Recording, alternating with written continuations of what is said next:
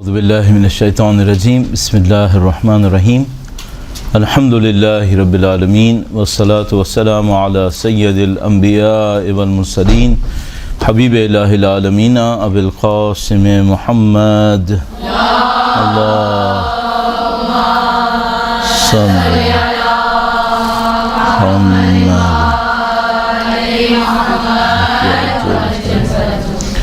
وعلى آلہ الطیبین الطاہرین سیما بقیۃ اللہ فی الارضین قال اللہ تعالی فی کتابہ الکریم بسم اللہ الرحمن الرحیم ونريد ان نمن علی الذین استضعفوا فی الارض ونجعلهم ائمہ ونجعلهم الوارثین۔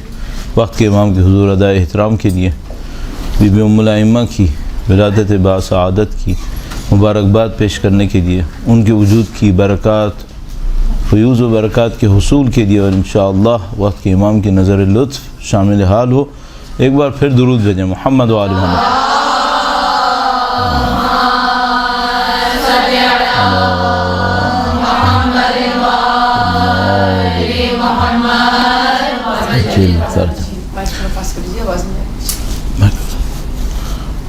ایک بار پھر درود بھیجے گا محمد و آل محمد۔ صلی علی محمد۔ خدا نمتار کا انتہائی شکر ہے، انتہائی احسان ہے، اس نے ہمیں قرآن و اہل بیت اطہار علیہ السلام کی ہدایت نصیب فرمائی، اہل بیت اطہار علیہ السلام کے ماننے والوں میں سے، ان کے چاہنے والوں میں سے قرار دیا۔ انشاءاللہ پروردگار عالم ان کوششوں کے صدقے میں ہمیں ان کے شیعوں میں سے قرار فرمائے انشاءاللہ تعالی۔ بی بی کی ذات کے حوالے سے اس محترم موقع کے اوپر چند نکات آپ کی خدمت میں عرض کرنے، اور ان میں سے ظاہر ہے کہ کئی نکات ایسے ہو سکتے ہیں جو آپ نے پہلے بھی سنے ہوں گے، اور کوشش کریں گے کہ اس کو ایک اور انداز میں عرض کرنے کی کوشش کریں۔ کچھ نکات جو ہیں وہ نظریاتی ہیں، اور ان میں سے کچھ نکات ایسے ہیں جن کا عملی پہلو بھی بنتا ہے۔ تو انشاءاللہ ایک بار پھر خدا نمتار کی نصرت اور اس کی مدد کو حاصل کرنے کے لیے کہ اس مقدس فریضے کو انجام دے سکیں، درود بھیجیں محمد و آل محمد۔ اللہم صلی علی محمد۔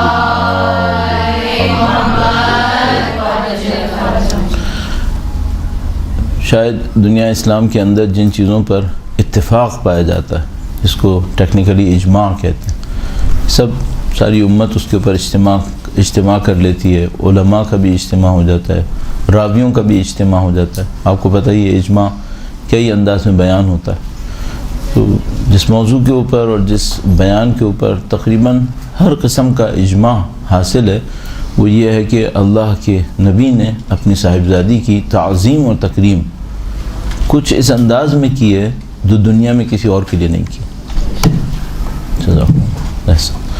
وہ کسی اور شخص کے لیے وہ تعظیم حاصل نہیں ہوئی،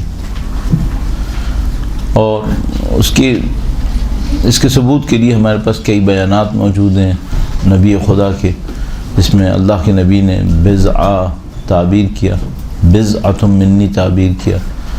اللہ کے نبی نے ان کو سیدہ نساء عالمین قرار دیا۔ اللہ کے نبی نے ان سے اپنی نسل کے باقی رہنے کی بشارت دی۔ اللہ کے نبی نے سب سے پہلے جس عظیم الشان ہستی کو کہا کہ آپ مجھ سے ملحق ہوں گی، وہ بی بی کی ذات تھی۔ عمل کے اندر اللہ کے نبی بی بی کی تشریف آوری پر کھڑے ہو جایا کرتے تھے، اپنی جگہ پر ان کو بٹھاتے تھے۔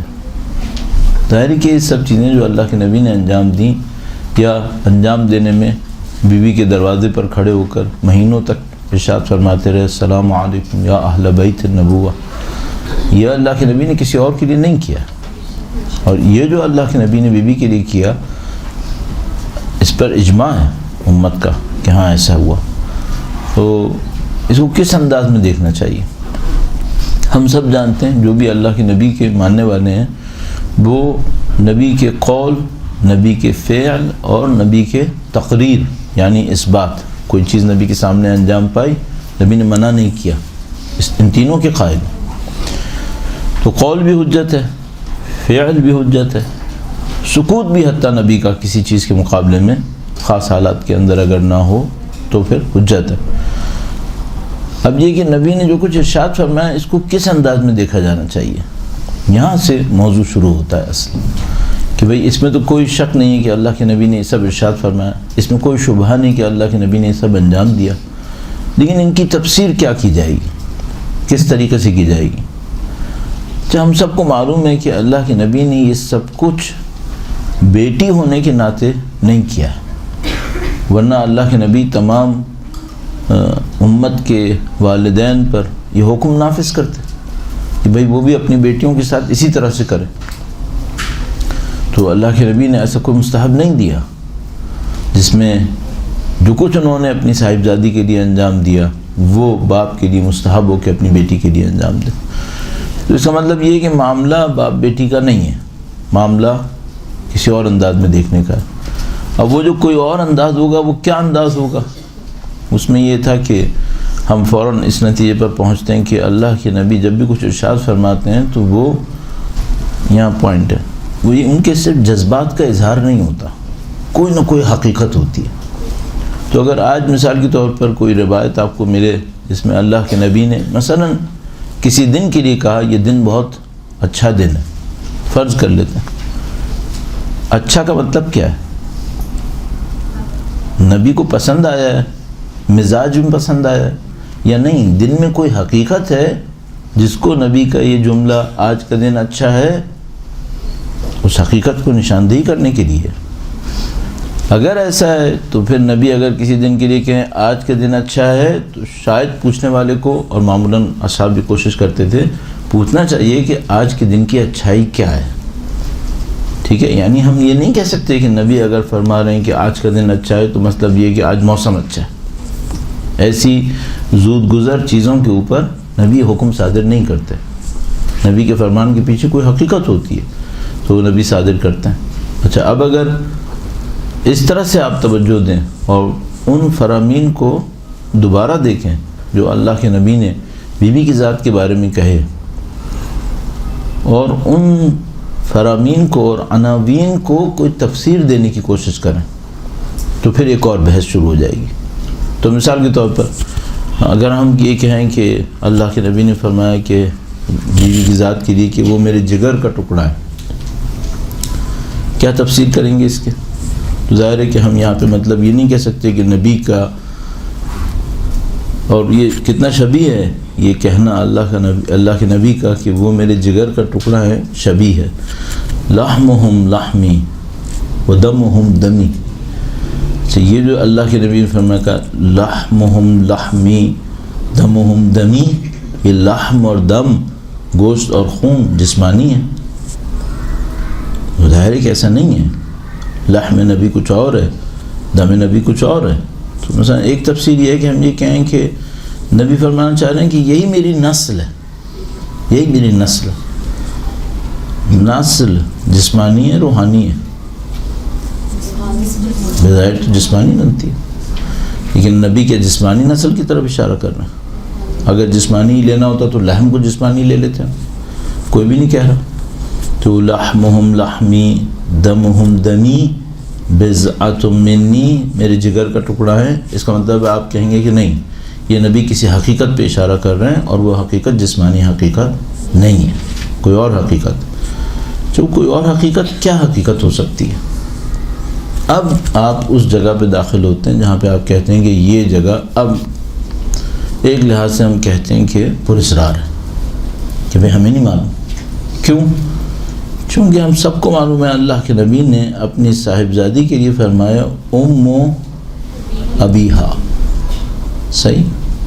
ام ابیہا کا مطلب ہے اپنے باپ کے لیے ماں ہے۔ اچھا، اس کی تشریح کیا کریں گے آپ؟ اس کی ایک تشریح کریں گے کہ جس طرح ماں دیکھ بھال کرتی ہے اور پریشان ہوتی ہے اپنی اولاد کے لیے، میری بیٹی میرے لیے اس طرح سے ہے، صحیح؟ اچھا، اگر یہ جذباتی بات ہوئی، یعنی نبی کی جذبات کی عکاسی ہوئی، ہم نے سوچا تھا کہ نہیں، نبی جب بات کہتے ہیں تو صرف جذبات کی عکاسی میں نہیں کہتے بلکہ کسی حقیقت پہ اشارہ کرتے ہیں۔ اب پھر خطرناک جگہ ہے یہاں پہ، اگر نبی کی حقیقت میں ان کی صاحبزادی ان کے لیے ماں کا درجہ رکھ رہی ہیں کی حقیقت رحمت للعالمین ہے، نبی کی حقیقت افضل الانبیاء والمرسلین ہے۔ اس درجے میں ماں کی حیثیت رکھنے کا مطلب کیا ہے؟ جگر انسان کے وجود کا وہ حصہ ہوتا ہے جہاں سے ساری انرجیز ریلیز ہو رہی ہوتی ہیں، اور بضعۃ منی، فاطمہ میرے جگر کا ٹکڑا ہے۔ کیا مطلب لیں گے پھر اس کا؟ تو آپ کو پہلے ہی سوچنا پڑے گا کہ آپ نے نبی کی گفتگو کو حقیقت میں ترجمہ کرنا ہے، صرف الفاظ اور جذبات میں اور مادیات میں ترجمہ نہیں کرنا ہے۔ اگر یہ نہیں کرنا ہے تو پھر جو کچھ کرنا ہے وہ مقام پھر بہت اونچا ہے۔ اگر یہ سمجھ میں آ جائے، مثال کے طور پر کہ ماں کا ایک کردار ہوتا ہے وجود دینے والا، ماں کا کردار وجود دینے والا کردار ہوتا ہے، یعنی مثلا اولاد کی کہ وجود کے اندر ماں بنیادی حیثیت رکھتی ہے۔ اللہ کے نبی نے فرمایا کہ یہ اپنے باپ کے لیے ماں ہے۔ وجود نبوی میں کوئی بنیادی حیثیت ہے کیا بیوی کی ذات مقدس کے لیے؟ یہ وہ جگہ ہیں جس کو ہم لوگ کہتے ہیں سب پر اسرار ہو گیا معاملہ، ہمیں سمجھ بھی نہیں آ رہا۔ اور اگر اس کو ہم تھوڑا بہت ڈیل کر سکیں کہ بھئی یہ کیا معاملہ ہے، یہ جگر کیوں کہا اللہ کے نبی نے، تو پھر ہمیں یہ بھی سمجھ میں آتا ہے کیوں اللہ کے نبی کھڑے ہو جایا کرتے تھے۔ اس کا مطلب ہے کوئی نہ کوئی وجود کے اندر، بیوی کے وجود مقدس کے اندر کوئی نہ کوئی ایسی حقیقت ہے، اس حقیقت کا تعلق کسی طریقے سے نبی کے وجود مقدس کی انتہائی کوئی اعلیٰ حقیقت ہے اس کے اندر ہے۔ اب ہمیں کچھ نہیں معلوم، اس سے زیادہ میرا اپنے خیال ہے میرے جیسے فرد کے لیے تو ناممکن ہے، نہیں معلوم اور لوگوں کو شاید پتہ ہوگا کہ اس کو ہم کیسے تفسیر کریں گے، لیکن مجھے سمجھ میں آتا ہے کہ کم از کم یہاں تک آنا پڑے گا، اور اگر یہاں تک نہیں آئے تو باقی تو سب جسمانی اور جذباتی باتیں رہ جائیں گی، پھر ان میں وہ گہرائی نہیں ہے جو نبی کے قول کے اندر گہرائی ہوتی ہے۔ اگر گہرائی میں جائیں گے تو پھر بیوی کا وجود مقدس کوئی پراسرار وجود ہے پھر، اور شاید اسی لیے یہ جو ہمارے پاس صلوات موجود ہے بیوی کے نام کے لیے کہ اللہم صلی علی فاطمہ و ابیہا و بعلہا و بنیہا و سر المستودع فیہا، اس سر المستودع بھی شاید کوئی ایسی چیز ہو کہ بیوی کی ذات پر ان کے والد، ان کے شوہر، ان کی اولاد، اور اس راز پر جس کو بیوی کی ذات نے ودیعہ رکھا گیا ہے، امانت رکھا گیا۔ یہ کون سا راز ہے؟ تو اب مثال کے طور پہ اس راز کی بھی اگر ہم تشریح کریں تو پھر ہم، اور اگر اس ام و ابیہا کی طرف دیکھیں، بضعۃ منی کی طرف دیکھیں، تو پھر وہ راز کوئی بہت عظیم الشان راز ہے، اور شاید اس راز کو دیکھتے ہوئے ہمیں پھر وہ جو بعد میں آنے والے ائمہ نے جملہ ارشاد فرمایا ہے کہ ہم حجت ہیں اللہ کے اوپر اور بیوی کی ذات حجت ہے ہمارے اوپر، وہ سمجھنا آتی ہے۔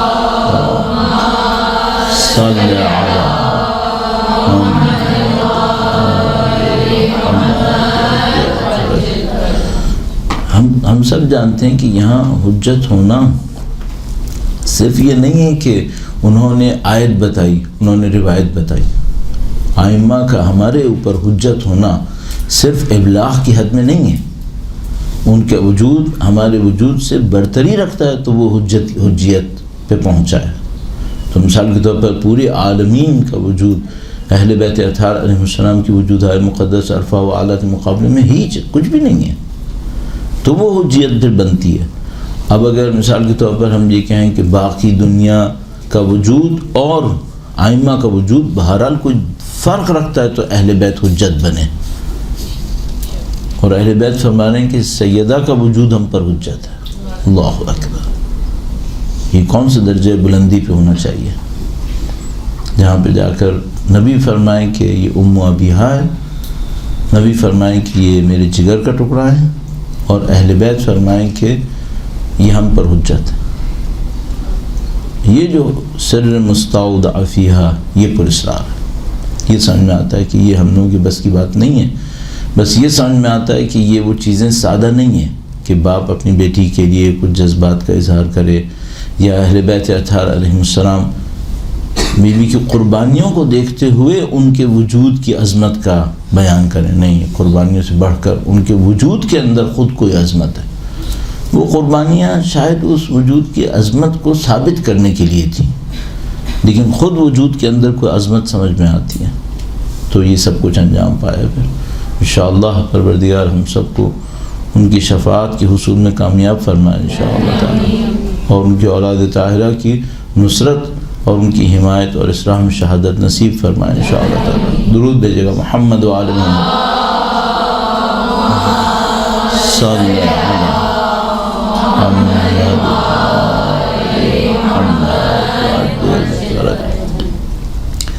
اسی طرح ایک اور پہلو ہے جو تھوڑا کافی پراسرار ہے، اور بہرحال اس کے اوپر لوگوں کی توجہ بھی ہے، مورد اختلاف بھی ہوا، آج کل اس کے اوپر کافی گفتگو بھی رہنے شروع ہوئی ہے ابھی۔ وہ کلام ہے کہ جو نبی کی وفات کے بعد بیوی کی طرف اللہ کی جانب سے بھیجا گیا، تو ظاہر کہ یہ جو محدثہ کا لقب تھا وہ اس کی طرف اشارہ کر رہا تھا۔ محدثہ کا لقب صرف روایت بیان کرنے کے لیے نہیں تھا، روایت سب بیان کرتے ہیں، کون محدث نہیں کہتا تھا اس زمانے میں، سب حدیث کہتے تھے۔ یہ بیوی کے پاس محدثہ کا لقب تھا، وہ اس وجہ سے تھا کہ مثال کے طور پر کچھ پیغامات تھے جو خاص کر بھیجے جاتے تھے۔ البتہ یہ بات کوئی ایسی بات بھی نہیں ہے جس کے اوپر آپ کو پتہ ہی ہے کہ مختلف فرقوں کی طرف سے فتنہ بازی ہوئی اور کہا گیا کہ بھئی یہ تشیع کے اندر انکار وحی کا قول ہے اور اس طرح کی باتیں۔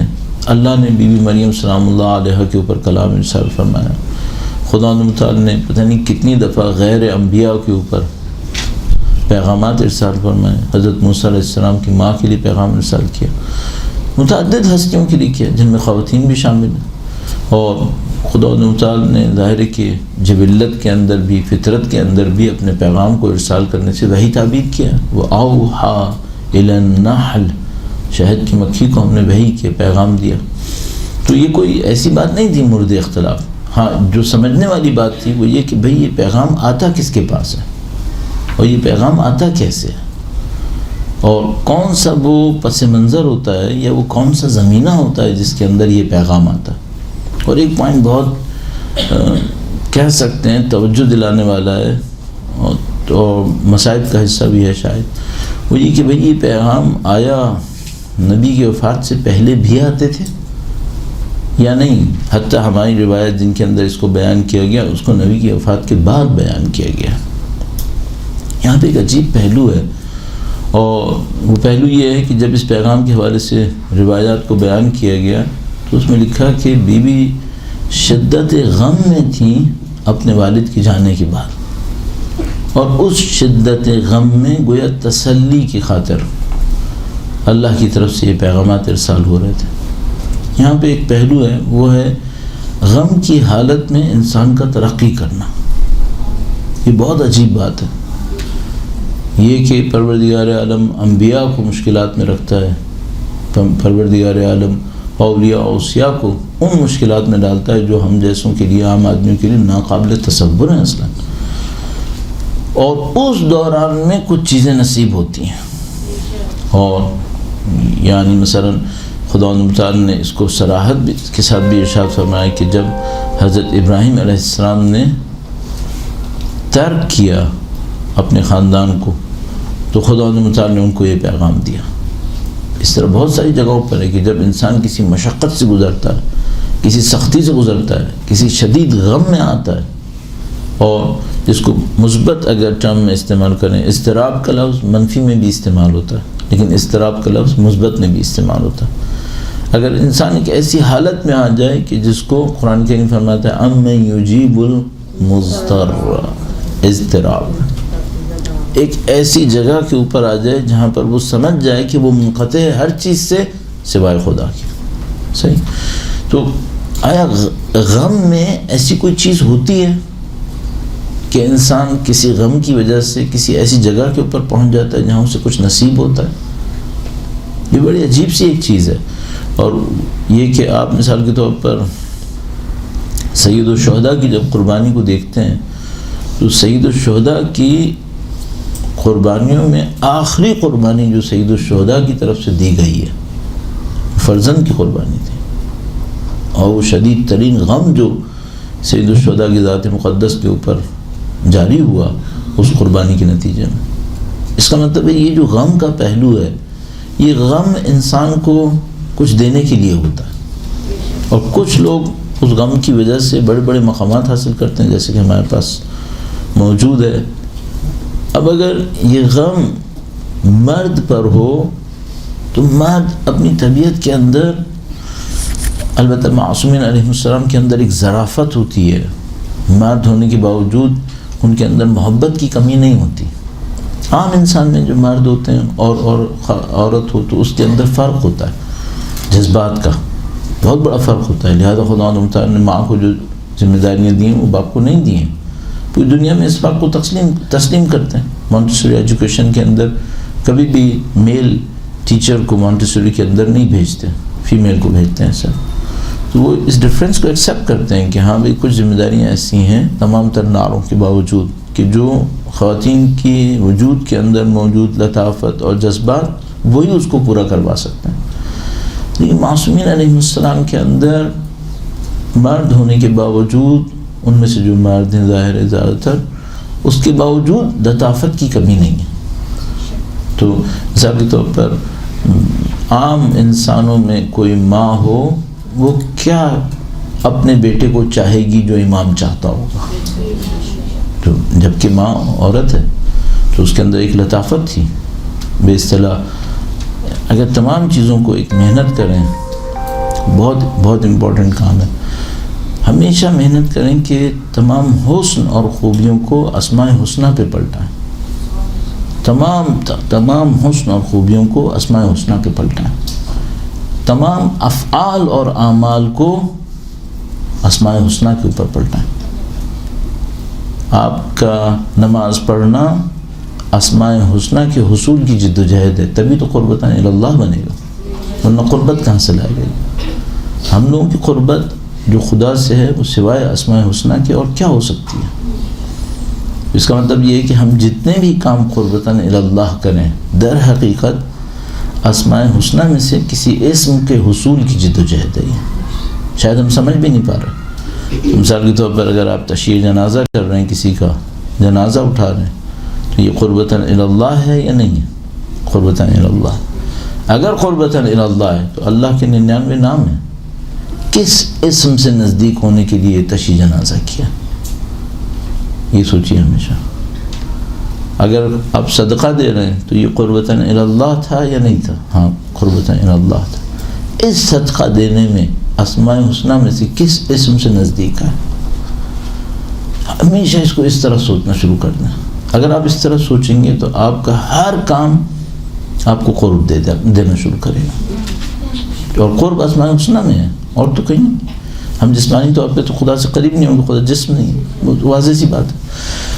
تو جب انسان کسی غم سے گزرتا ہے اور غم سے گزرنے کے نتیجے میں اس کے لیے کمال کے حصول کا کوئی درجہ بنتا ہے، حضرت یوسف علیہ السلام کی مثال واضح ہے ہمارے پاس کہ اگر ان کو اس مقام تک پہنچنا تھا جہاں پہ تعویل رویا ان کو سمجھ میں آئے، تو ان کو اپنے بھائیوں کے ہاتھوں اس ستم سے گزرنا تھا، تو پھر وہ مقام ان کو ملنا تھا، اور بعد میں زندان اور یہ سب باتیں۔ اگر معصومین علیہ السلام کے مردوں میں بھی وہ لطافت ہے جو عام خواتین میں نہیں ہے، تو ان کی خاتون میں کتنی لطافت ہے؟ اللہ اکبر۔ اور وہ کسی غم سے گزرے۔ مرد کے اوپر جو غم آتا ہے عام دنیا کے اندر، ظاہر ہے وہ عورت کے اوپر جو غم آتا ہے اسی درجے کے اندر وہ عورت پہ زیادہ آتا ہے۔ معصومین علیہ السلام عام خواتین سے بلند لطافت کے اندر، معصومین علیہ السلام کے اندر کوئی خاتون ہو ان کی لطافت کہاں پر ہوگی؟ اور وہ ہیں جو باقی تمام پر حجت بھی ہیں۔ یہ لطیف ہستی ایک ہی لہجے میں باپ کے غم سے بھی گزرے اور اولاد کے غم سے بھی گزرے۔ اور سماجی احترام کے غم سے بھی گزرے. دین جس کی عشق میں یہ ہستی ہیں اس دین کی بربادی کو اپنے ہاتھوں ہوتا دیکھے, اپنی آنکھوں کے سامنے ہوتا دیکھے. یہ سارے غم بی بی گزر رہی ہیں اور ان کی لطافت کہاں پر ہے. اب تصور کیجئے کہ اگر حضرت یوسف علیہ السلام مرد ہونے کے بعد اس غم سے گزریں جو ذکر ہوئے قرآن کریم میں, تو خدا متعال فرماتا ہے ہم نے تمہیں یہ دیا, ہم نے تمہیں یہ دیا, اور بی بی ان تمام غموں سے گزری, تو درجہ وجودی میں کیا نصیب ہوا ہوگا.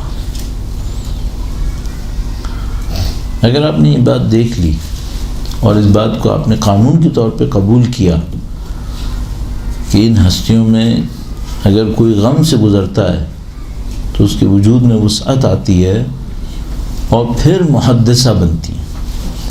صحیح؟ اللہ اکبر. بس پھر بی بی ام البنین کا سوچیے. اللہ اکبر. بی بی ام البنین کا مقام اس خاطر اتنا بلند ہے کہ جن غموں سے ان کی وجود مقدس کو گزارا گیا وہ ناقابل تصور تھے, اور وہ معظمہ نہیں معلوم کتنی مدت اس غم سے گزری ہے. اس خاطر بی بی ام البنین کا مقام اتنا بلند ہے. تو اس سے جو آپ عملی نتیجہ لے سکتے ہیں وہ یہ کہ اگر ہمیں جرأت ہوتی, جو نہیں ہے, جو واقعا نہیں ہے, تو ہم خدا سے غم مانگتے. اگر ہم میں جرأت ہوتی تو ہم غم مانگتے, جو نہیں ہے اور کوئی کرے بھی نہیں. وہ خدا کی طرف سے اگر کوئی غم آیا تو سنبھالنا ظاہر ہے کہ آسان نہیں ہوگا, اور انہوں نے گویا ان تمام باتوں کو جاننے کے باوجود اس غم کو قبول کیا. اس طرح سے یہ وجودات تشکیل پاتے رہے اور درجات ایک کے بعد ایک بلندی کی طرف جاتے رہے. بی بی کی عظمت پر, بی بی ام البنین کی عظمت پر, اہل بیت اطہار علیہ السلام کی خواتین میں ظاہر ہے کہ بہت ساری خواتین ہیں جن کا نام اس سلسلے میں لیا جائے گا. ہم نے بی بی ام البنین کا تذکرہ کیا, کیسے ہو سکتا ہے کہ بی بی زینب کبریٰ سلام اللہ علیہا, اللہ صلی علیہ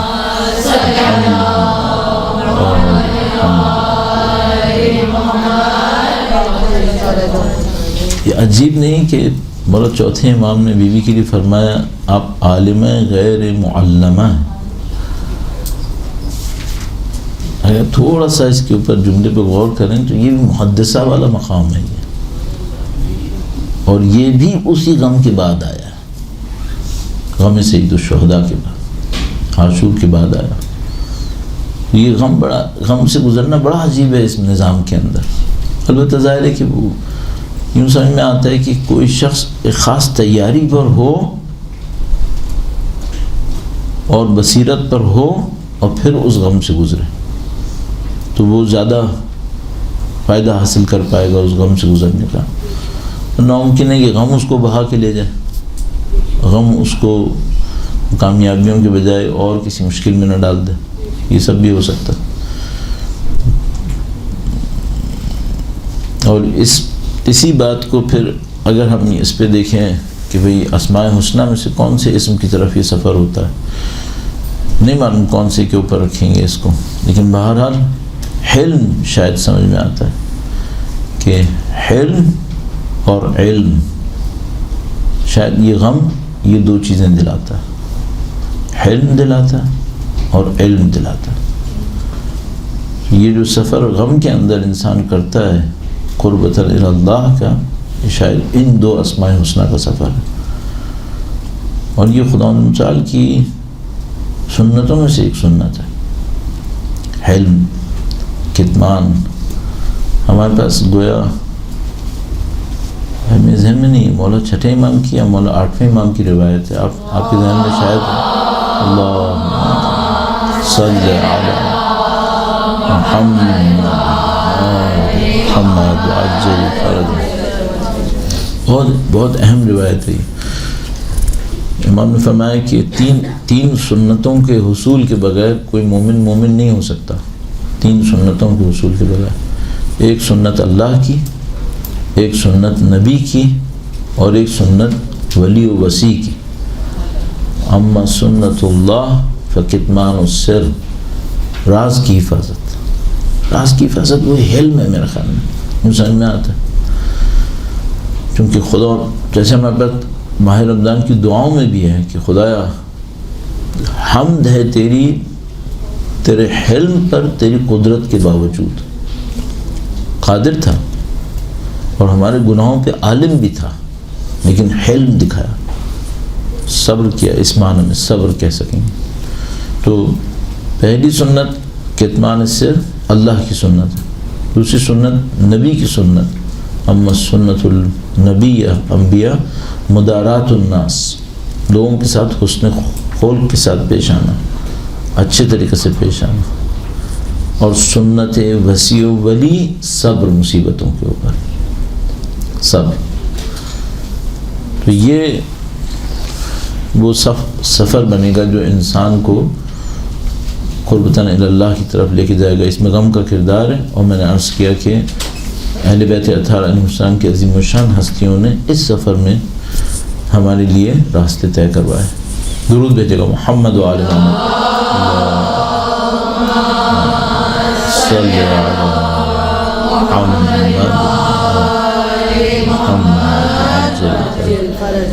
اور یہ جو حلم اور علم کا رابطہ ہے وہ بھی شاید ہم لوگوں کے لیے بہت بڑا پوائنٹ ہے. یعنی اگر واقعاً ہم لوگ رٹے رٹائی کی طرف جانا چاہ رہے ہیں تو وہ دنیا کا ہر روبوٹ کر سکتا ہے. رٹی رٹائی بات ہے، وہ دنیا کا ہر روبوٹ کر سکتا ہے.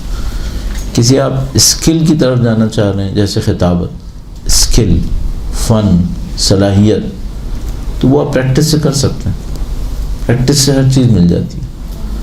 لیکن اگر آپ علم کی طرف جانا چاہ رہے ہیں، واقعی علم کی طرف، تو وہ آپ کو حلم اور صبر کے اندر مل سکتا ہے، اس کے سوا نہیں مل سکتا.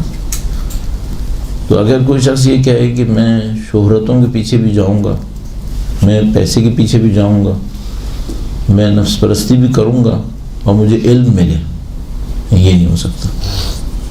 آپ رٹے رٹائے روبوٹ بن سکتے ہیں، آپ اسکلفل اوریٹر بن سکتے ہیں، ماہر سخنور بن سکتے ہیں، لیکن آپ صاحب علم نہیں بن سکتے سوائے صبر کے.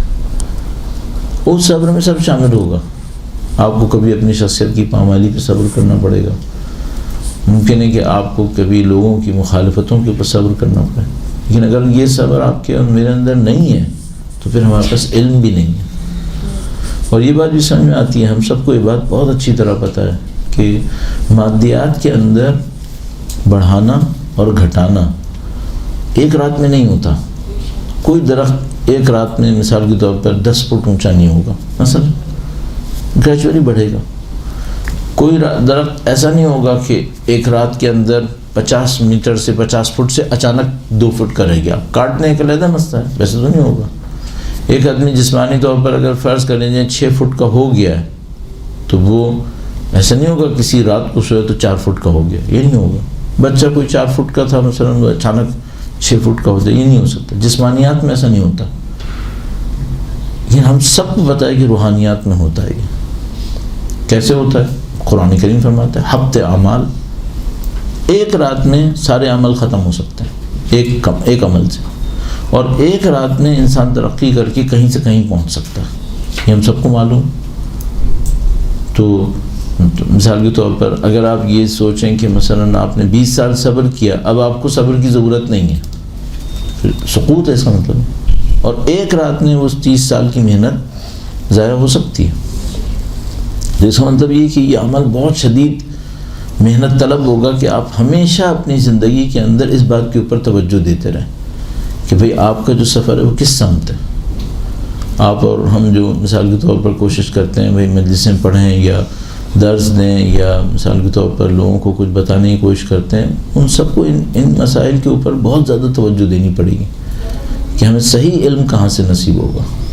اور یہ بات غم بھی بتاتی ہے، غم کی جو کیفیت ہے وہ بتاتی ہے، اور اس کے بعد آنے والا صبر بتاتا ہے، اور یہ تمام انبیاء اور اہل بیت اطہار علیہ السلام کے واقعات ہمارے سامنے اس کو ثابت کرتے ہیں۔ اب یہاں پہ ایک قدم اور بڑھاتے ہوئے ایک اور نقطے کی طرف عرض کریں گے، درود بھیجے گا محمد وعلی محمد صلی اللہ علیہ وسلم۔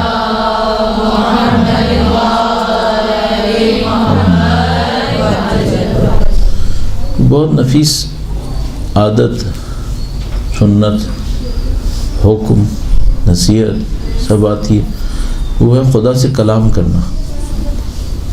ہم سب کو معلوم ہے کہ یہ جو دعائیں ہیں ہمارے پاس اہل بیت اطہار علیہ السلام سے، یہ ایک معنی میں یہ وہ کلام تھا جو اہل بیت نے اللہ سے کیا تھا۔ اب تو ممکن ہے ان میں سے کچھ دعائیں ایسی ہوں جو صرفاً ایک عام انسان کو سمجھانے کے لیے بتائی گئی ہوں، تو میرا خیال ہے ایسا نہیں ہے۔ بعض لوگ یہ کہتے ہیں کہ بھئی یہ دعا اہل بیت نے دی ہے ہم جیسے انسانوں کو کہ ہم اس کے ذریعے سے خطاب کر لیں اللہ سے۔ میرے خیال میں ایسا نہیں ہوگا۔ اہل بیت اطہار علیہ السلام نے اگر کوئی جملہ بولا ہے اور اس میں یا اللہ مثال کے طور پر آیا ہے، اے اللہ آیا ہے، تو انہوں نے خطاب نہ کیا ہو اور صرف دکھانے کی خاطر بولا ہو، مشکل ہے۔ یقیناً خطاب کیا ہوگا، ورنہ وہ نہیں آتا، پھر دکھاوے کے لیے تھوڑی کریں گے۔ دوسرا مسئلہ پھر یہ ہوتا ہے کہ مثلا ان میں سے بعض تعبیرات ایسی ہیں جو عام انسانوں کے لیے تو صحیح ہیں، اللہم نجنی من النار مثلا، قنا عذاب النار، یہ معصومین کے لیے کیسے صحیح ہو سکتی ہیں؟ وہ بھی کوئی مسئلہ نہیں ہے۔ اس میں یہ تھا کہ کچھ حقائق ایسے ہوتے ہیں کہ جو ایک لیول پر ایک ہوتے ہیں، اس کے لاکھوں لیولز ممکن ہیں، بالکل جیسے لائٹ۔ آپ کے پاس ایک چھوٹی سی LED لائٹ ہو سکتی ہے، آپ کے پاس ایک 100 واٹ کا بلب ہو سکتا ہے، آپ کے پاس ایک سورج ہو سکتا ہے۔ تو یہ جو واقعیات ہوتی ہیں یہ ریلیٹیو ٹرمز ہوتی ہیں، اس کا ایک کم درجہ ہوتا ہے، اس کا زیادہ درجہ ہوتا ہے، اس کا بہت زیادہ درجہ ہوتا ہے۔ تو یہ جتنے بھی جملات ایسے ہوتے ہیں جو ہم لوگ اپنے لیے تو سمجھ پاتے ہیں لیکن معصومین کے لیے نہیں سمجھ پاتے، تو اس کا مطلب یہ کہ کسی اور درجے کا ذکر ہوتا ہے، ہم اس کو کسی اور انداز میں دیکھ رہے ہوتے ہیں۔ تو یہ مثلا یہ نار وہ نار نہیں ہے جو ہم لوگوں کے لیے ہے، یہ کوئی اور چیز ہے، اور اسی طریقے سے اس کی تشریح کی جا سکتی ہے۔ تو یہ جتنی بھی دعائیں ہیں یہ در حقیقت ان کا کلام ہے جو انہوں نے خدا متعال سے کیا۔ اب ہم لوگ حسب توفیق، حسب مراتب اس کو سمجھنے کی کوشش کرتے ہیں، اور سمجھنے کے بعد وہی ہم خدا سے مانگ لیتے ہیں۔ تو یہاں پہ ایک بات سمجھ میں آتی ہے، وہ یہ کہ ہم جب اہل بیت کی دعائیں بھی پڑھتے ہیں تو ہم وہ نہیں مانگ رہے ہوتے جو اہل بیت نے مانگا تھا، ہم وہ مانگ رہے ہوتے ہیں جو ہمارے دماغ میں اس دعا سے آیا ہے۔ اچھا، بہت سارے لوگ تو مانگ بھی نہیں رہے ہوتے، اسے پڑھ رہے ہوتے ہیں، ان کو غرض ہی نہیں ہوتی کہ کیا ہوا۔ تو مثال کے طور پر پوری دعائے کمیل پڑھ لیتے ہیں، لیکن یہ ہے کہ وہ رابطہ نہیں بنا پاتے خدا متعال سے۔ تو اگر ہم وہ خوش نصیب ہوں جو مفہوم پہ بھی توجہ دے، تب بھی یہ مشکل آئے گی کہ وہ جو انہوں نے مانگا تھا وہ کیا مانگا تھا۔ اچھا، اب اگر اس انداز میں دیکھیں تو پھر اس کا مطلب یہ ہے کہ ہمیں یہاں پر ایک بصیرت چاہیے دعا سے پہلے، کہ بھئی ہم جب خدا متعال سے مانگنے لگیں حتیٰ ان کلمات کے اندر کہ جو اہل بیت اطہار علیہ السلام سے ہم تک پہنچے تھے، تب بھی ہمیں ایک گہرائی کی ضرورت ہے۔ مثلا اگر صرف ایک نشاندہی کی خاطر عرض کروں تو مثال کے طور پر معذرت چاہ رہی ہے، شاید مذاق نہ بن جائے کہیں بہرحال، مثلا اگر وہ کہتے ہیں کہ اللہم حور عین ہمیں دے، ہم لوگ حور عین سے کیا سمجھ رہے ہیں؟ ایک دفعہ اپنے ذہن میں سوچے امام معصوم حور عین مانگیں گے؟ اگر مانگی ہے اور روایت میں ہے، اس کا مطلب ہے کچھ اور ہے، ہم کچھ اور سمجھ رہے ہیں، طبیعتاً ہمیں کہنا پڑے گا ہم غلط سمجھ رہے ہیں، ہم سمجھ ہی نہیں رہے کہ یہ چیز کیا ہے، حقیقت کیا ہے۔ اچھا، اس مشکل میں ہم لوگ مبتلا ہیں، اور یہ جو بہت بڑا فرق ہے دنیا اور آخرت کا، اور ہم سب کو معلوم ہے کہ خدا متعال شاید ہی کوئی ایسا درجے پہ پہنچے عام انسانوں میں سے جو دنیا میں رہتے ہوئے آخرت کو دیکھ سکے۔ باقی جو بھی لوگ دیکھتے ہیں وہ ظاہر ہے کہ کسی نہ کسی تمثیل کو دیکھ رہے ہوتے ہیں، کچھ بہت ہی کوئی شاذ و نادر ہوتے ہوں گے، اربوں میں شاید ایک آدھ عرب پتہ نہیں کتنی نسلوں کے اندر کوئی ایک آدھ جو مثال کے طور پر آخرت کو اس کے واقعی حال حلیے کے اندر دیکھ لے، ورنہ تو سب کے سب تمثیلی دیکھتے ہیں۔ تو یہ جو آخرت کا اور دنیا کا نہ سمجھ میں آنے کا معاملہ ہے وہ یہ کہ مثلا ہمیں نہیں سمجھ میں آتا کہ یہ جو ہمارے اعمال کا تعلق ہے ہماری برزخی زندگی سے وہ کیا ہے. تو مثال کے طور پر اگر خدا متعال ہمیں برزخ میں لے کے جائے اور ہمارے اعمال ہماری برزخ کو طے کر رہے ہیں، یہ ہم سب کو معلوم ہے کہ ہاں صحیح ہے کہ ہمارے اعمال ہماری برزخ کو طے کر رہے ہیں، اور وہ اعمال زیادہ تر ذہن سے ہیں. ہم لوگ ذہن سے جو اعمال انجام دیتے ہیں وہ جسم کے اعمال کے مقابلے میں کئی گنا زیادہ ہیں. تو ذہنی اعمال ہماری برزخ کیسے بنائیں گے؟ اور جو زیادہ تر سنگین گناہ ہیں وہ جسمانی نہیں ہیں، وہ ذہنی اور فکری ہیں. تو مثال کے طور پر شرک انسان ذہن سے کرتا ہے، حسد کرتا ہے ذہن سے کرتا ہے. اس طرح دسیوں ایسی چیزیں ہیں کہ جو سنگین گناہ ہیں اور اچھائی میں سنگین اعمال ہیں، یہ ذہنی ہیں سارے. خلوص انسان کے اندر ظاہر ہے کہ یہ ذہنی ہے. تو یہ جو ذہن کی کارروائی ہے یہ برزخ کیسے بناتی ہے اور برزخ کیسے متاثر ہوتی ہے اس سے. تو ایک مثال کے طور پر جو میں آپ کو یہ میں عرض کر رہا ہوں، دعاؤں کے فہم میں کمی اس طرح سے جیسے ہمارے ہاں برزخ کی فہم میں کمی ہے.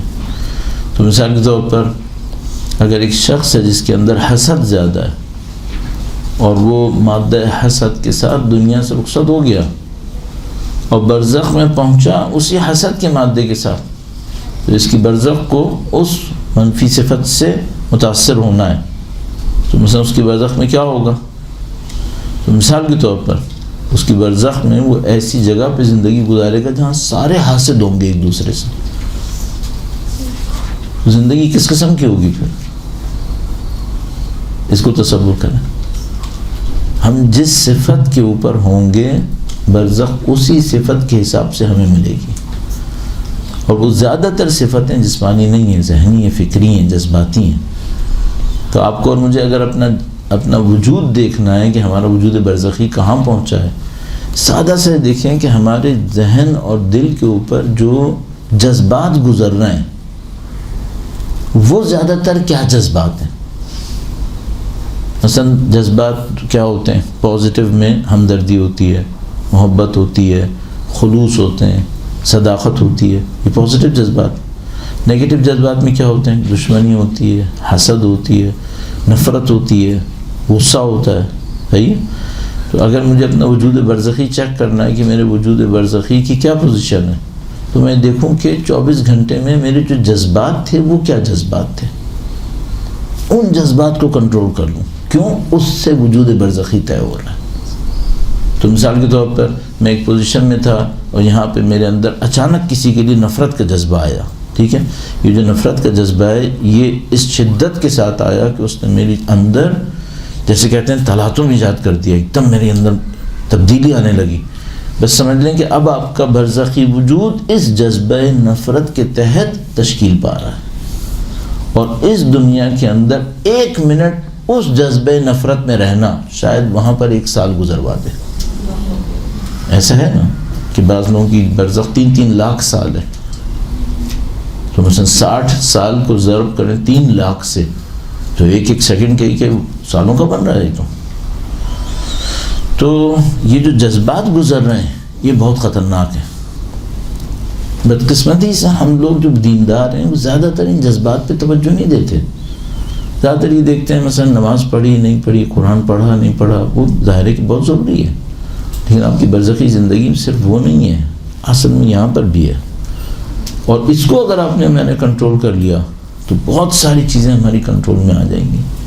ہمارا وجود اس کے حساب سے بنے گا. ایک بات اور بس اس سلسلے میں آخری، وہ یہ کہ ہم لوگ ہر گزرتے وقت کے ساتھ اپنے وجود کی اینٹیں رکھ رہے ہوتے ہیں.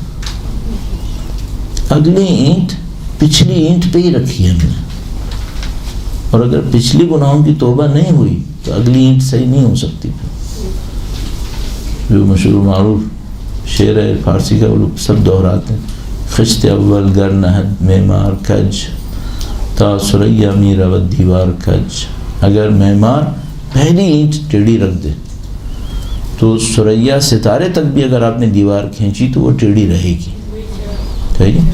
ہم لوگ ہر روز پچھلی اینٹوں کے اوپر اگلی اینٹ رکھتے ہیں اپنے وجود کی تشکیل میں، چاہے وہ دنیاوی ہو، چاہے وہ برزخی ہو، چاہے وہ محشر کا ہو، چاہے وہ صراط کا ہو، چاہے وہ آگے کی دنیاؤں کا ہو. اگر ہم پیچھے کو صحیح نہیں کر سکے تو ہم اگلے وجود کو صحیح نہیں کر پائیں گے. اور بدقسمتی وہ ہوگی کہ جو آئے کریمہ نے فرمایا کلتی نقضت غزلها من بعد قوت انکاثا، اس کی طرح کہ جس نے اون کو بن لیا، اچھا بن لیا، لیکن بعد میں سارا ادھیڑ دیا. بدقسمتی وہاں پر کہ دیوار اچھی خاصی بنا لی تھی، بعد میں گرا دی. تو یہ سب دعاؤں کے ذریعے، جس طرح یہ ہمیں سمجھ میں نہیں آتا برزخ کی زندگی، اس طرح ہمیں دعائیں سمجھ میں نہیں آ رہی کہ ہم نے دعاؤں کو کس انداز میں دیکھنا ہے. تو بہت بڑا کارنامہ ہوا ہے سیرت معصومین علیہ السلام کے اندر. انہوں نے زندگی کو، جو ہماری زندگی تھی، اپنی دعاؤں سے کنیکٹ کیا ہے. یعنی ان کی زندگی کچھ اور تھی، ہماری زندگی کچھ اور تھی، لیکن ان کی دعاؤں میں اتنی وسعت ہے کہ وہ ہماری زندگی میں بھی کارآمد بنی ہوئی ہیں. یہ بڑی عجیب بات تھی. ایک آیت اللہ جو زندگی گزارتے ہیں، ہم وہ نہیں گزارتے. تو بہت سارے ان کے کام ایسے ہیں جو ہمارے کام نہیں آتے، لیکن اہل بیت کی دعائیں آتی امیر المومنین سے ہیں، لیکن ہمارے لیے بھی مفید ہے دعائے کمیل کی صورت میں مثلا. تو آپ کو اور ہمیں ان دعاؤں کے اوپر بہت محنت کرنی پڑ جائے گی. اور ان دعاؤں کے اندر جب ہم محنت کرتے ہیں تو پھر ہم دیکھتے ہیں بہت ساری چیزیں ہمارے لیے آسان ہوتی چلی جاتی ہیں. درود بھیجیے گا محمد و آل محمد.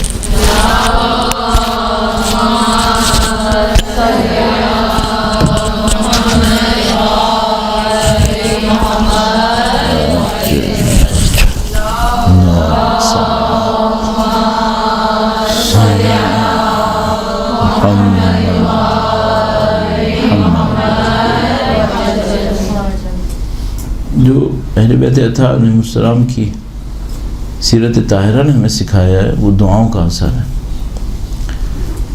یہ جو ہمارے پاس روایت ہے، اور میں پھر دوبارہ اسی مطلب پہ آتا ہوں کہ گرچہ موقع میلاد کا تھا، شاید غم کا نہیں تھا، لیکن یہ ہے کہ جو بی بی کا ٹائٹل محدثہ تھا وہ اس غم والے بیان کے بغیر نہیں سمجھا جا سکتا تھا. اور اسی طریقے سے وہ معنوی مقام جو بی بی سلام اللہ علیہا کی طرف اشارہ کر رہے ہیں، وہ سب چیزیں اس غم کو اور اس زندگی کی سختیوں کو سمجھے بغیر نہیں سمجھی جا سکتی تھی. اس خاطر میں مجبور ہوا. تو یہ جو دعاؤں کا پہلو ہے یہ بھی ایسا ہی ہے. ایک غمزدہ دل کچھ اور دعا کرتا ہے، عام دل ایک اور دعا کرتا ہے، وہ بات نہیں آتی. وہی جو بات شروع میں ہوئی تھی کہ بھئی جو مضطر ہے، کیوں خدا متعالی نے کہا کہ امن یجیب المضطر اذا دعا، کچھ اور بھی خدا متعالی کہہ سکتا ہے.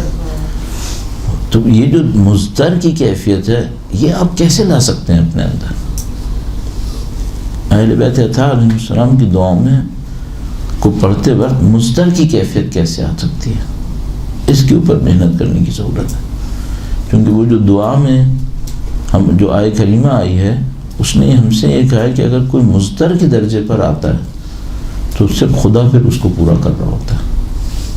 تو آپ اور میں جب ان دعاؤں کی طرف پہنچیں، معنوی دعاؤں کی طرف، تو پھر اس پہ توجہ. آخر میں اب ظاہر ہے کہ وقت ختم ہونے کی طرف، تو ایک آخری بات تھی وہ یہ کہ یہ جو درود ہے ہمارے پاس، بیوی کے نام سے درود ہے. میں نے پہلے بھی اشارہ کیا، اللہم صلی علی فاطمہ و ابیہا و بعلہا و بنیہا و السر المستودع فیہا. ایک دفعہ اس میں اس طرح سے آیا کہ جیسے میں نے بیاض کیا، اللہم صلی علی بعدد ما حاط بہ علمک یا ارحم الراحمین. ایک دفعہ اس کو سوال کی صورت میں کیا گیا، اللہم انی اسألک بحق فاطمہ و ابیہا و بعلہا و بنیہا والسر المستودع فیہا ان تصلی علی محمد و آل محمد وان تفعل بنا ما انت اہلہ ولا تفعل بنا ما نحن اہلہ. یا آپ کو پتہ یہ نا کا صیغہ جو ہوتا ہے وہ ہم کے لیے ہوتا ہے. اگر ایک آدمی کہنے والا ہے اسألو کا وہاں پہ کہا تھا تو پھر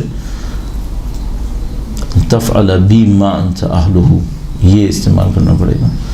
اس کے اوپر توجہ کی ضرورت ہے میرا اپنے خیال ہے.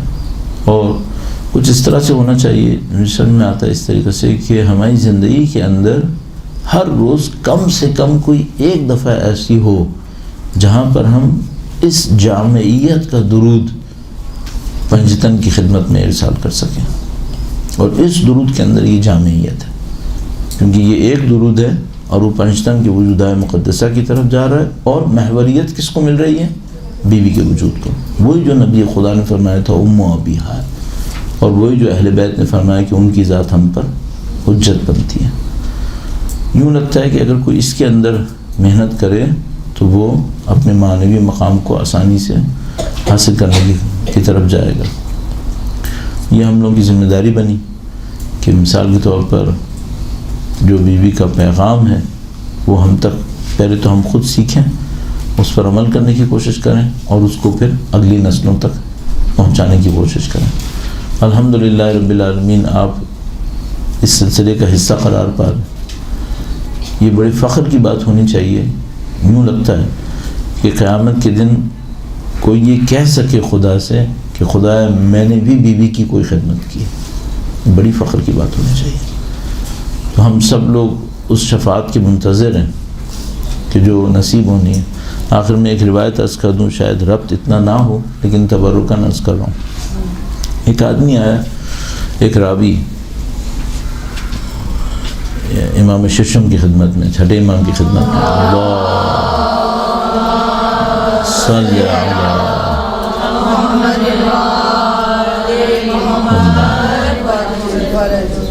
اس نے سوال کیا کہ امام یہ جو آخری لمحہ ہوتا ہے اس میں کیا پیش آتا ہے؟ وہاں پہ کافی لوگ بیٹھے ہوئے تھے.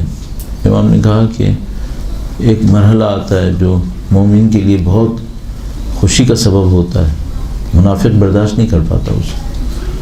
اس نے سوال کیا کہ امام وہ لمحہ کیا لمحہ ہوتا ہے؟ وہاں کافی لوگ ایسے تھے جو تحمل نہیں کر سکتے تھے. امام نے اس کو اشارہ کیا کہ سوال مت کرو ابھی یہاں. پھر ایک موقع ہوا، پھر وہ دوبارہ امام کی خدمت میں آیا، یا امام نے اس کو ایک موقع دیا کہ وہ تھوڑا سا علیحدہ میں پہنچ سکے امام کے پاس. تو امام نے کہا کہ ہاں اب کیا پوچھتے ہو؟ تو اس نے کہا کہ مولا وہ لمحہ کیا ہوتا ہے؟ تو امام نے فرمایا دیدار کا لمحہ ہوتا ہے. تو اس نے پوچھا کہ اے امام وہ دیدار کس کا دیدار ہوتا ہے؟ تو امام نے فرمایا کہ ان دو عظیم الشان ہستیوں کا دیدار ہوتا ہے. اس نے کہا کہ اے امام وہ دو عظیم الشان ہستیاں کون ہوتی ہیں؟ تو امام نے گریہ فرمایا. امام نے گریہ فرما کے کہا کہ جب بھی مومن مرتا ہے وہ رسول اور امیر المومنین کا دیدار کر رہا ہوتا ہے. اللہ جب بھی مر رہا صلی اللہ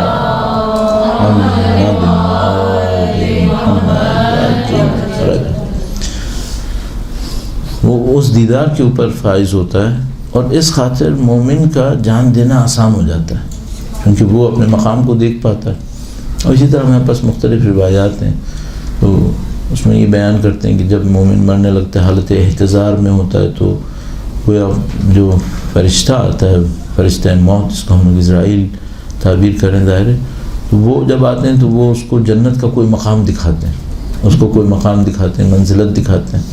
بعض تعبیر ہوتی ہے کہ نہیں وہی دیدار ہی ہے در حقیقت کہ جو اہل بیت اطہار علیہ السلام کا وہ کر رہا ہوتا ہے، جس کی وجہ سے اس کی موت دینا، جان دینا اس کے لیے انتہائی آسان ہو جاتا ہے اور وہ سکون سے پھر زندگی سے گزر جاتا ہے. بہرحال یہ ساری تیاریاں ہماری اگلی زندگی کے لیے ہم سب کو معلوم ہے. اور ان تیاریوں میں جو سب سے اہم پوائنٹ جو ابھی تک میں نے آپ کی خدمت میں چند منٹ آرائز پیش کیا، ان سب سے اہم پوائنٹ یہ ہے کہ آپ کی اور میری زندگی کا ہر عمل ہمیں کسی اس میں خدا کی طرف لے جانے کے لیے اس کو اپنی زندگی میں ڈھونڈتے رہیں کہ وہ کیسے، یہ پروسیس کیا ہے. حتیٰ آپ کمانے کی کوشش کر رہے ہیں معاش کی، تو وہاں پہ بھی کچھ ہے کہ جو آپ کو اس اسماء حسنہ میں سے کسی سے نزدیک کرنے کے لیے اس کو ڈھونڈتے رہیں. اگر کوئی اس کے اوپر محنت کر لے شاید لگتا ہے اس کی کامیابی سب سے آسان ہے انشاءاللہ تعالی۔ جزاکم اللہ، درود بھیجے گا محمد و آل محمد۔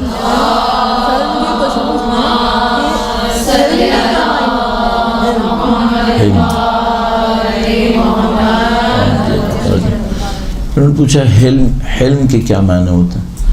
آپ کے ذہن میں ایک روایت شاید ہوگی کہ ایک بندہ تھا، وہ مولانا سید الشہداء کی خدمت میں حاضر ہوا، اس نے امام سے کچھ مانگا، تو امام نے کہا کہ پہلے تمہاری معرفت کا ہم امتحان لیں گے، جتنی معرفت ہوگی اتنا دیں گے۔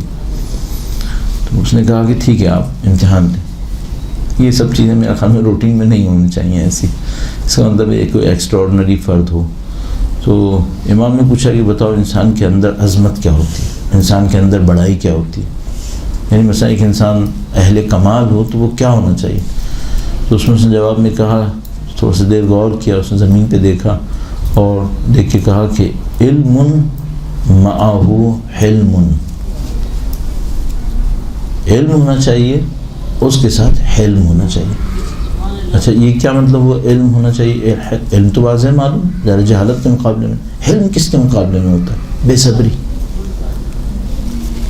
کیا مطلب؟ مثلا اگر میرے پاس علم ہے تو اس علم کا غلط استعمال کر دوں، حلم نہیں ہے اس کا مطلب۔ علم ہے اور علم کی وجہ سے اپنے آپ کو دوسروں سے برتر سمجھنے لگا، اس کا مطلب حلم نہیں ہے۔ علم ہے اور علم بعض اوقات سختیاں لے کر آتا ہے، سختیوں کو جھیلنے کی طاقت نہیں ہے، اس کا مطلب حلم نہیں ہے اس کے اندر۔ تو یہ علم مع حلم یہ فضیلت ہے، محض علم فضیلت نہیں بن رہی۔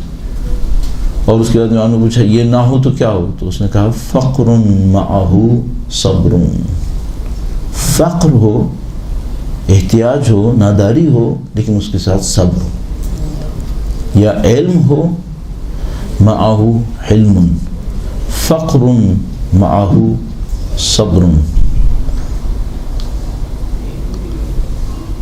بیچ میں ایک اور بھی تھا، بیچ میں تھا سیکنڈ لیول پہ یہ تھا مال معہ مروہ، بس پہلے لیول پہ تھا علم معہ حلم، دوسرے لیول پہ تھا مال معہ مروہ، مروت، حیا، انسان کے اندر دوسروں کا لحاظ، تو کسی کو اگر محتاج مسکین دیکھے تو اس کی مدد کے لیے اٹھے، بے حیائی نہ دکھائے، اپنے مال سے صحیح استفادہ کرے، مال کو اپنے لیے نہ رکھے۔ تیسرے لیول پہ تھا، امام نے پوچھا یہ بھی نہ ہو تو کیا ہو؟ تو اس نے کہا فقر معہ صبر، ٹھیک ہے مال نہیں ہے، فقیر ہے تو پھر صابر ہو، فقیر جو ہے بے صبرانہ بن جائے، صحیح ہے۔ اور عجیب بات جو ہے نا وہ یہاں پر اس روایت میں کچھ جگہوں کے اوپر روایت یہاں پہ ختم ہوتی ہے، ایک آدھ جگہ میں نے دیکھا یہاں پہ ختم نہیں ہو رہی۔ امام نے پوچھا اگر یہ بھی نہ ہو تو کیا ہو؟ تو اس نے کہا کہ اے امام پھر اس آدمی میں کچھ نہیں ہے، اس کو آسمان سے بجلی گر کے جلا دے۔ عجیب ہے کہ امام نے کہا صحیح کہا، تم صحیح کہا، اس میں کچھ نہیں ہے۔ پھر چیلنج یہاں پر ہے کہ اگر یہ تین لیول بھی نہیں ہے تو پھر قابل قدر انسان نہیں ہے، پھر چیلنج یہاں ہے۔ درود بھیجے محمد و آل محمد۔